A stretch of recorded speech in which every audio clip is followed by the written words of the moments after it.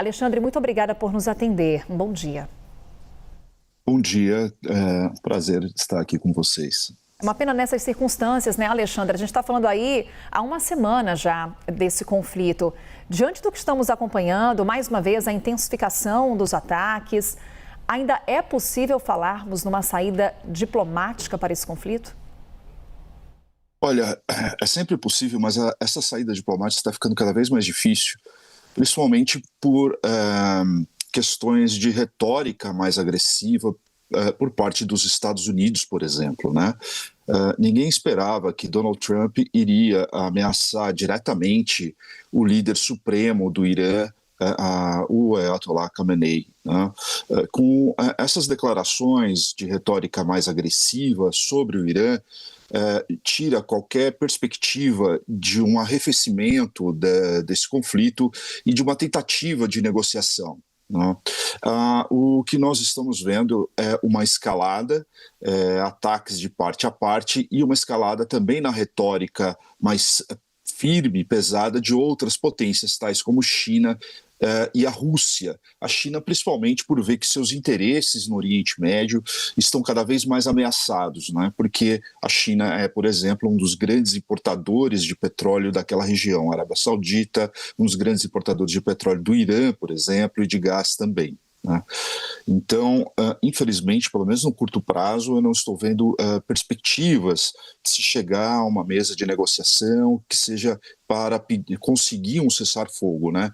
Precisamos acompanhar com muita atenção quais são as declarações de Donald Trump, da maior potência econômica e militar do mundo, para ver e ter uma ideia de quais podem ser os rumos em termos de escalada do conflito, né?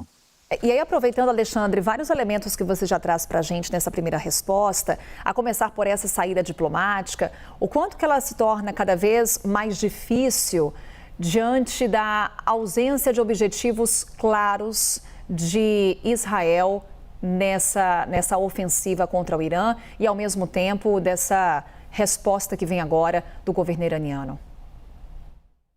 Exato. O que acontece? No início, Israel estava com o objetivo de, pelo menos, causar danos nas instalações nucleares iranianas. Logo após, Israel amplificou os ataques para as refinarias e bases de produção de gás do Irã. E agora está com o objetivo declarado de derrubar o regime iraniano. Conclusão, há uma expansão dos ataques por parte de Israel sobre o Irã. Por sua vez, o Irã também está respondendo cada vez mais com novos tipos de armamentos, lançando mísseis sobre Israel, né, e com declarações de que, caso sejam atingidas caso os Estados Unidos entrem na guerra, por exemplo, provavelmente as bases norte-americanas aí no Golfo também serão atingidas. Por exemplo, as bases americanas na Arábia Saudita estão em alerta máximo, né? Por outro lado, também não há interesse, pelo menos por enquanto, do governo israelense de cessar ou de finalizar esses ataques sobre o Irã. Primeiro, por uma razão política doméstica do próprio Netanyahu, de se manter essa guerra e evitar condenações ou julgamentos internos ou perder o poder junto ao parlamento israelense. Não obstante, o povo hoje, a maioria dos israelenses, acredito eu, apoiam Netanyahu nos ataques ao Irã, diferentemente dos ataques em relação a Gaza, que ali o povo israelense está muito mais dividido, né? Com relação ao Irã, o mesmo acontece. Na medida que esses ataques se expandem e aumentam, mais há uma união do povo iraniano, na minha opinião, em torno do regime iraniano, por mais que seja um regime impopular atualmente. No entanto, quando se há ataques vindos de Israel, diretos sobre o Irã, a tendência da população é se unir contra Israel e não a favor de Israel, visando uma derrubada do regime iraniano, por enquanto. Alexandre, nesse conflito há uma série de interesses. Por exemplo, como você destacava, os interesses de Benjamin Netanyahu, os interesses da China. Quando a gente vai para essa mesa de negociação, necessariamente passamos pela Casa Branca, passamos pelos Estados Unidos. Qual é o interesse dos Estados Unidos nesse conflito? O interesse dos Estados Unidos, inicialmente, e tem sido pelo menos esse o tom desde que Trump assumiu o governo, é de desescalar quaisquer tensões e sim seguir sempre para a mesa de negociação na medida do possível. Mesmo que para isso direitos ou interesses, por exemplo, da Ucrânia, como a gente já viu em outras ocasiões, sejam colocados de lado, ou mesmo aqui no caso do Irã, né? Pode ver que o modus operandi de Trump em relação ao Irã, e no caso aqui em relação a Khamenei e em relação a Zelensky, por exemplo, são idênticos, ou seja, ameaçar para entrar numa mesa de negociação, nem que isso seja prejudicial aos interesses de uma das partes. De qualquer forma, de qualquer forma não tem sido esse agora, pelo menos recentemente,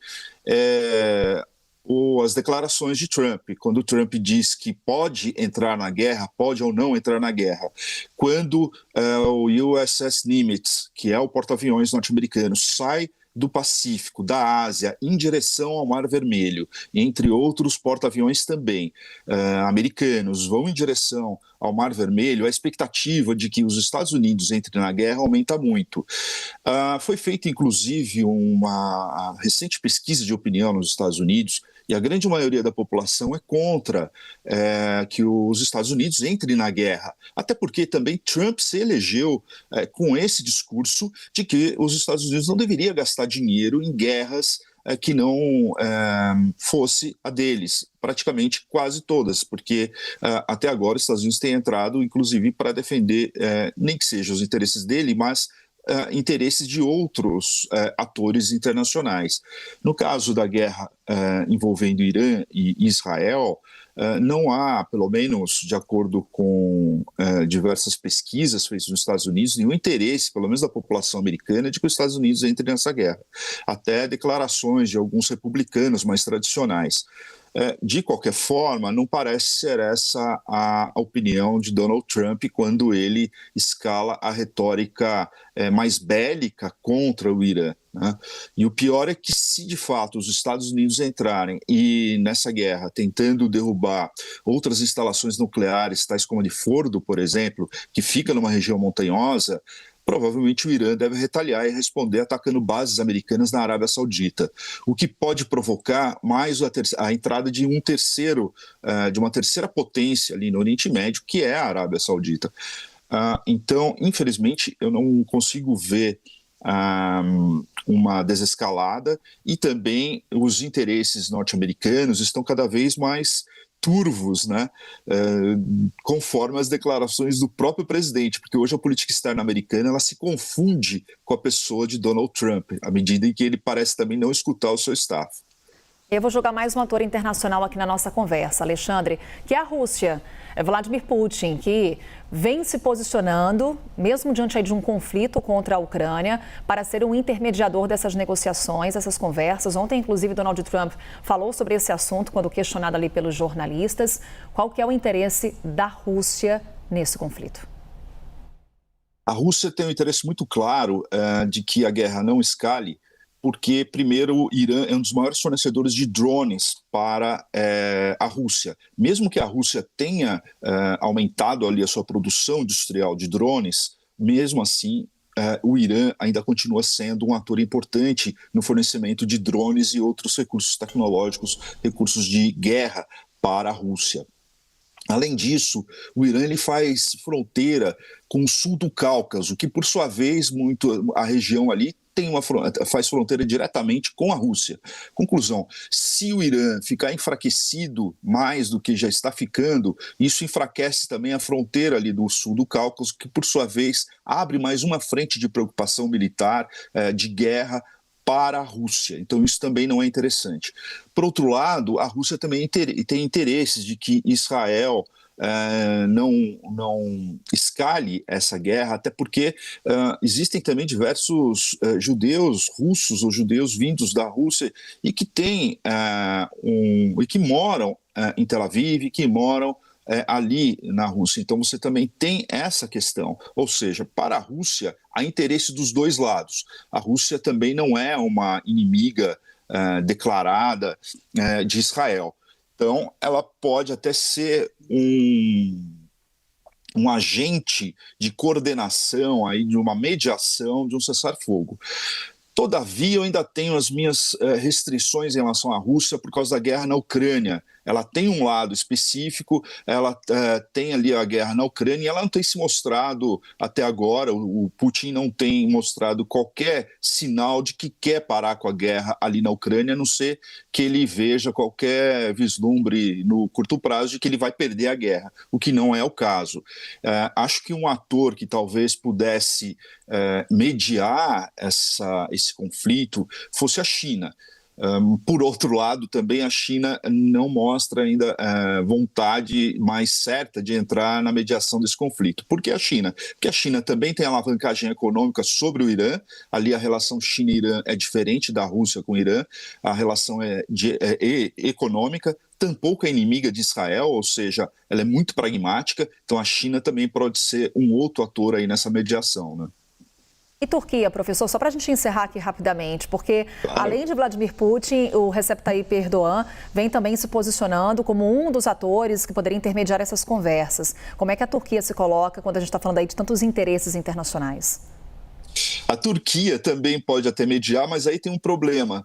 Diferentemente da China e da Rússia, que são, digamos, a China é uma aliada, entre aspas, econômica do Irã, e a Rússia, por sua vez, depende dos drones iranianos. No caso da Turquia, a Turquia foi um dos principais agentes responsáveis pela queda de Bashar al-Assad, por exemplo, na Síria. Síria é essa que era aliada do Irã, né? E hoje a Síria não é mais. O Irã não pode mais contar com a Síria, por exemplo. Tanto é que essa foi uma estratégia bem feita aí, do Exército, das Forças Armadas e de inteligência israelense, de ter conseguido ali, mesmo com ajuda talvez não intencional ali da Turquia, mas de enfraquecer a Síria. Conclusão, não sei se o Irã vai achar uma boa ideia de poder abrir uma mesa de negociação tendo a Turquia como mediador. Então, eu acho que a Turquia aí, embora possa ser, obviamente, que sempre que se tem um ator externo, é importante e talvez até melhor, na minha opinião, do que os Estados Unidos nesse caso. Todavia, a Turquia talvez seja aí vetada pelo Irã, porque não se mostra confiável por parte do Irã, inclusive por causa das ações da Turquia junto à Síria, né? Professor Alexandre Coelho, professor de Relações Internacionais da Fundação Escola de Sociologia e Política de São Paulo. Mais uma vez, Alexandre, muito obrigada por essa conversa. A gente segue aqui nessa cobertura da CNN. Até uma próxima. O prazer foi meu, desculpa. Até mais. Bom dia.